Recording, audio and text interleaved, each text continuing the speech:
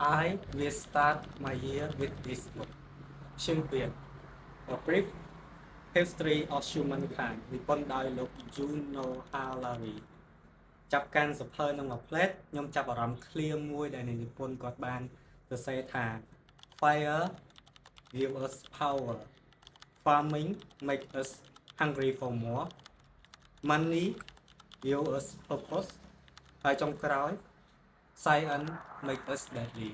ចុះអ្នកទាំងអស់គ្នាយកចំណុចដែរចំពោះ clear មួយនឹងបញ្ចេញមតិទាំងអស់គ្នានៅខាងក្រោម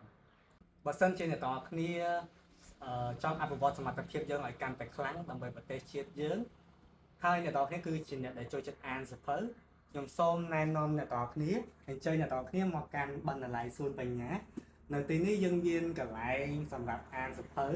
មានសៀវភៅជាច្រើនសម្រាប់ស្វែងយល់និងសិក្សារៀនសូត្រហើយក៏ជាកន្លែងមួយដែលល្អសម្រាប់អ្នកទាំងអស់គ្នាមកជួបជុំគ្នាចែករំលែកបទពិសោធន៍ចំណេះដឹងមិនថាពីសៀវភៅមិនថាពីបទពិសោធន៍ជីវិតប្រចាំថ្ងៃហើយអ្វីទៅពិសេសនៅទីនេះយើងមានបណ្ដុំយុវជនជាច្រើនដែលគាត់គឺជាសហគ្រិននៅក្នុងតំបន់របស់យើងមកជួបជុំគ្នាដើម្បីចែករំលែកចំណេះដឹងនិងបទពិសោធន៍ទៅអាជីវកម្មផងដែរជួបខ្ញុំនៅវីដេអូក្រោយហើយនៅក្នុងបណ្ណាល័យសុខបញ្ញា